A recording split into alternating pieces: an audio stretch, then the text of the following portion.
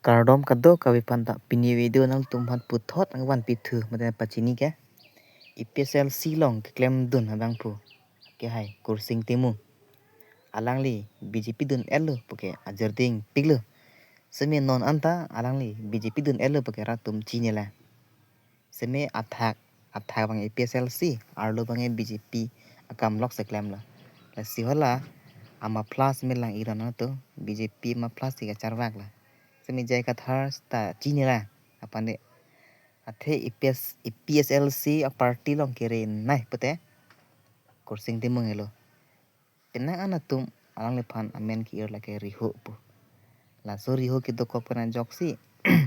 IPSLC party ke chitur phun pu pena atum ninjelo mane rian timung la pen ritakram sapi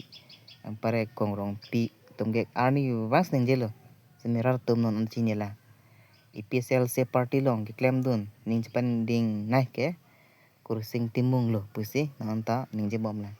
seme ilutum seme mathanang po donatu athe lason athak pangi IPSLC arlo pangi BJP long se kam srabdun ason bang phu pangke iltum mane lam seme arju ngelo lasinon puta IPSLC tumke ilong asita election hai ni del people pote aprang pen tangkawan dat tilo ha congress pen ha BJP pen tangkawan po ampar ke election ke era munde tilo semi rong so den chine atungwe election le hai non rem non atungi puisa long boilo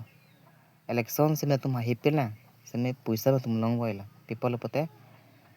ha dak ruling party pen sela tum ngachara pena seme ratum than the ratum ke nonta ahok jibon lapen atum hello ke minai party tum se hai lopote election tha hemprex melong po lapen sakuris me long opo pose rong so ke mathai seme kali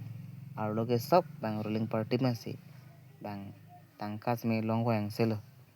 asile tum seme pini bang ning chalanang po IPSLC phan krai tum ans mening chalanang po athe IPSLC pan jog vek nang ji puge man chokta mane kipu power velo ning hangling no election ke ha BJP jogi jogon congress jogi jogno lage ning hanglo la support kan pahai vek nang ji pungi pu power velo athe lango ki jato masel son pena non top leader tum IPSLC top leader tum anke kap thaila ha rajan timung tanon HSDF mithang regional party che sengalo penon ang tong ti katharom tumta pinna tarik kep ke kan biang long along si akimi political party amba thek po pinaplo nang tum arjulong po penon kursing timung kamatha bang praktik labang ke IPSLC party long pajut kok ang sila ka party ki mi seng pusa lang ni matha non dam thailo matia lango la je ka tharlong kam klem duna tungma be pin lo aprangge chipaduk tun nai tumlo kongrong pi ren timung ritakram sapi ke non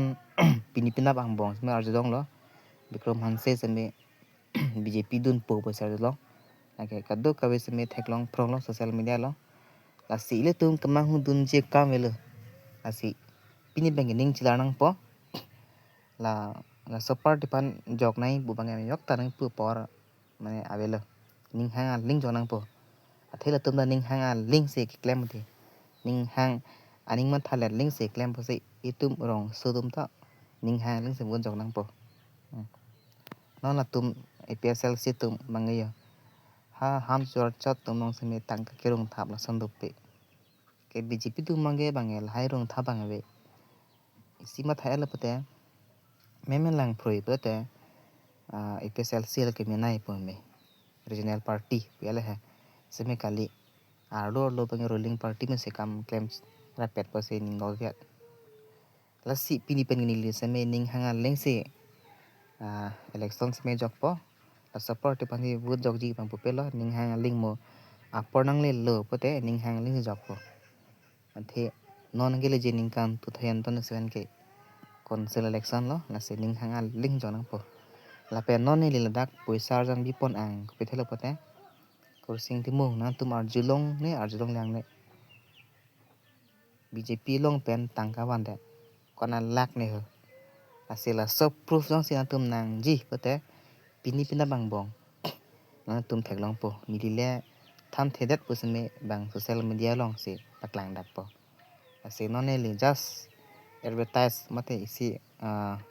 advance ason lo pini pinang bong nang klang vek po kursing timung BJP tum pen tangka wan ma ban ma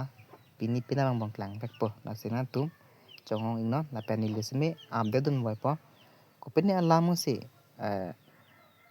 dolo pote nilisme video wan po la sina tum semen kelang dun milang te la so video share non la pen ili channel semen tum subscribe kelang subscribe non la pen ko pen ni li puchok chep do potan tum comment non pakai no na si pini video non tum hanuman pi mate na chini ke lan wel